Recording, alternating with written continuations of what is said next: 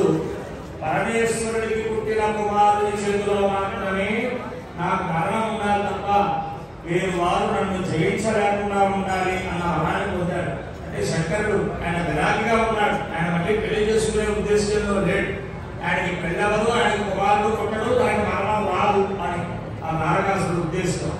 సరే, ఆ వరగలవంతో దేవతలందరినీ ఓడించి వారి యొక్క సామ్రాజ్యాన్ని స్వర్గాధిపత్యాన్ని చేపట్టి అందరినీ కూడా కలిగి కొడితే దేవతలంతా ఆ కాంతిశీకులై ఆ స్వర్గాన్ని ఓడిపోయిన వారి చాలా బాధపడుతూ విష్ణుమూర్తిలో మొరబెట్టుకున్నారు. ఎలాగయ్యా తారకాసురుడు చెప్పాలంటే శివుడికి వెళ్ళవ్వాలి, శివుడికి కుమారుడు పుట్టాలి, వారి చేతిలో కానీ చాపడు అంటే జగదాంబని ప్రార్థించారు అందరూ కలిసి. అమ్మవారి హిమవంత మహారాజు ఇంత పార్వతీదేవిగా అవతరించింది. చిన్నతనంలోనే నారదుల వారు వెళ్ళి పరమేశ్వర మంత్రాన్ని ఉపదేశించారు. ఆయన పొందితే పరమేశ్వరుని భక్తగా ఉండాలన్న అకుంఠిత దీక్షతో ఆ స్వామిని సేవించడం మొదలుపెట్టింది. అప్పటికి ఆ శంకరుడు హిమాలయాల్లో ఉన్నాడు. అక్కడికి వెళ్ళి ఆయన సేవలు చేస్తూ ఉంటే దేవతలు మన్మథుడిని ప్రేరేపించారు. అమ్మవారు అక్కడే ఉంది, శంకరుడు అక్కడే ఉన్నాడు, కాస్త మన్మథ భావం చేయవయ్యా, అలా బాణం వేస్తే వారిద్దరి మధ్య ప్రేమ సుగురిస్తే వివాహానికి నాందీభూతం అవుతుంది అని ఆయన పక్కగా ఉండి మన్మథబాణాన్ని వేశాడు. పరమేశ్వరుడు ఆగ్రహోదరుడై మూడో నేత్రాన్ని తెచ్చాడు. భస్మమైపోయాడు ఆ మన్మథుడు. అమ్మవారు అడిగిపోయింది. ఈయన సేవల వల్ల లేకపోతే అందచందాల వల్ల మన్మథబాణాల వల్ల లొంగేవాడు కాదు.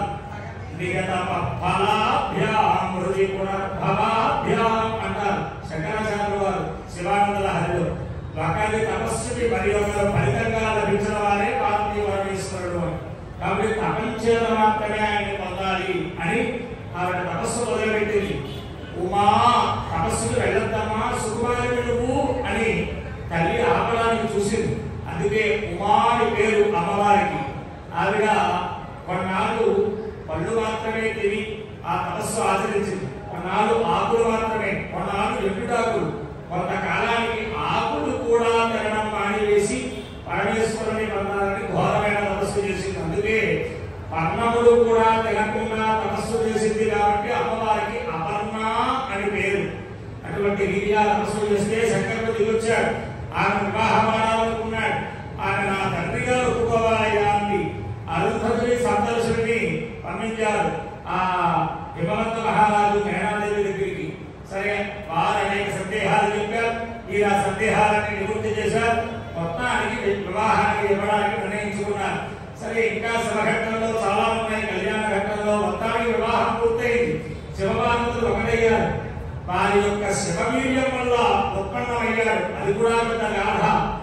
ఆ శివవీర్యాన్ని గంగలో వేస్తే ఆ గంగలో ఆ సప్తఋషుల భార్యలు అరుంధతి తప్ప మిగతా వారందరికీ కళ్ళు ఆ తేజస్సు లోపల ప్రవేశిస్తే ఆ 6 పత్రులు మునిపత్రులు 6 బిడ్డల్ని కని అక్కడ వదిలిపెడితే ఆ 6 బిడ్డల్ని దగ్గరికి చేరిస్తే 6 ముఖాలు ఒక దేహంగా మారితే అతను అక్కడ వదిలిపెట్టి మునిపత్రులంతా వెళ్ళిపోతే షట్పుత్తికలు అనేవారు పైనుంచి చూసి వారు స్తన్యపానాన్ని ఇచ్చి పాలిచ్చి వారు అతన్ని సాగితే అతన్ని ఆ కుమారస్వామిని ఆ షణ్ముఖుడిని ఆ కార్తికేయుడిని షట్పుత్తికలు తమ లోకానికి తీసుకెళ్లి పెంచుతూ ఉంటే పార్వతీ అమ్మవారు అడిగింది, ఎక్కడున్నాడయ్యా నీ వీర్యం వల్ల ఆయన బరువు పెరగవలసిన ఆ కుమారుడు అంటే షట్పుత్తికలు తీసుకొచ్చి ఇచ్చారు.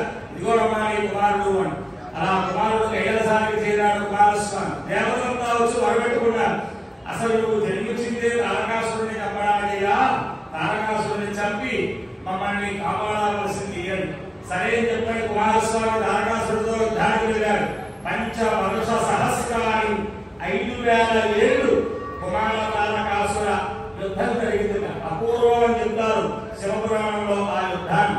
అయినా చావటం లేదు వాడు.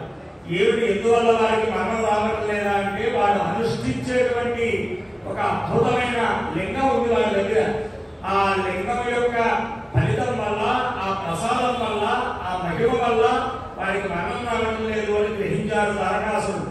ఆ లింగాన్ని విచ్ఛిన్నం చేస్తే తప్ప వాడు చావడని తారకాసురుడు మహాపాశుపతాస్త్రంతో ఆ తారకాసురుడు అనుష్ఠించే లింగాన్ని 5 శకలాల అయ్యేట్టుగా ఆ అస్త్రం ప్రయోగించారు. ఆ శివ లింగం అతను అనుష్ఠించే లింగం 5 శకలాలై ఇగో ఒకటి ఇక్కడ భీమవరంలో గురుపూడిలో, ఇక్కడ ఒకటి అమరావతిలో, మరి ఒకటి పాలకొల్లు, మరి ఒకటి సామర్లకోట, మరి ఒకటి ద్రాక్షారామం.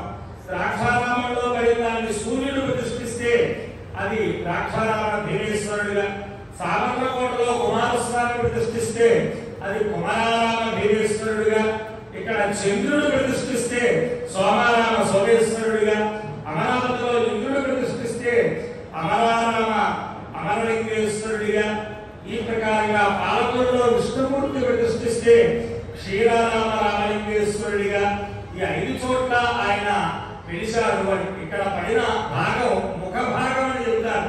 అందుకే వెనకిలా శివ భాగం పడినప్పటికీ శివుడి 3వ నేత్రం వేడికి పైలోకాలు దగ్ధమైపోతూ ఉంటే ఆ లోకవాసులందరూ మొదలుపెట్టుకుంటే అమ్మవారే ఆ వేడిని ఆపడానికి అన్నపూర్ణాదేవిగా సరిగ్గా లింగం పైభాగంలో ఆవిడ ప్రతిష్ఠితమైంది అని చెబుతారు.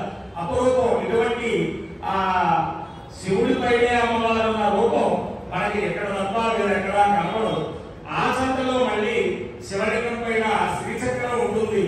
అమ్మవారి రూపంలో శివలింగం పైన ఉండేటువంటి విధానం ఇక్కడ మాత్రమే కనబడుతుంది. అలాగే ఎదురుగా చంద్ర పుష్కరిణి అని సోమగుండం చెరువు 40 రోజులు ఎవరైతే ఇక్కడ దీక్ష పట్టి ఆ చెరువులో స్నానం చేసుకుని సోమేశ్వరుడిని 41 రోజులు మండల దీక్షగా సేవిస్తారో వారి రోగాలన్నీ పోతాయని. అందుకే సోమనాథుతో సమానమైన క్షేత్రం సోమారామం చెబుతారు. చంద్ర పుష్కరిణి అక్కడ ఉంది, ఇక్కడ కూడా చంద్ర పుష్కరిణి అనే పేరుతో సోమగుండం తటాకం.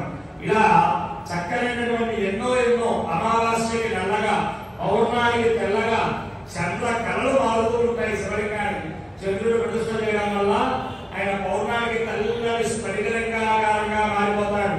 అలాగే అమావాస్య వస్తే ఆ గంటలో నల్లటి మచ్చలు ఏర్పడుతూ ఉంటాయి.